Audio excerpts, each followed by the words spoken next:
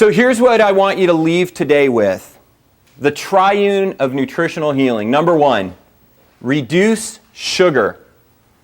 Reduce sugar. Okay? Your insulin loads dictate so much of chronic illness. You don't have to be a diabetic for it to be destroying you. Okay? But if you keep doing it, you will become a diabetic. You just may die of something else before you become a diabetic. Okay? Number 2, we need to balance the fatty acids. Okay? We have to balance the fatty acids. All right? So you got to understand fatty acids. What this does is it affects a hormone called leptin. I do a whole talk just on fats.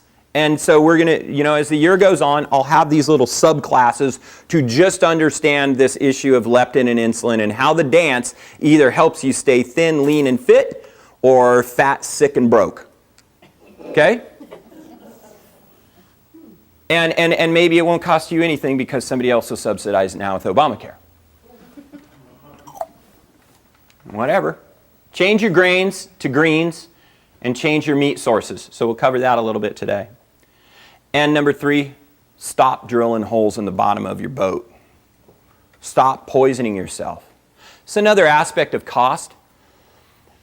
They say that for every dollar you spend on junk food, it actually costs you about $1.40. Right? Because you're not actually getting solid nutrients in, and you're building disease. So you're still nutrient deprived, which keeps you hungry. Your brain's still going, I'm not getting nutrients, eat more, eat more, eat more, eat more. And you just keep putting non-nutritious things down your gullet. And for a moment, it feels satiated. And you get a little dopamine kick, so you feel kind of comfortable and good. But then you're hungry in moments because your brain goes, wait a minute, searching through the debris, and it goes, no nutrients, eat again. And then you build disease, and then you got to pay your deductibles and copays, right? And your insurance premium for all the other people who are doing it even worse than you. Okay?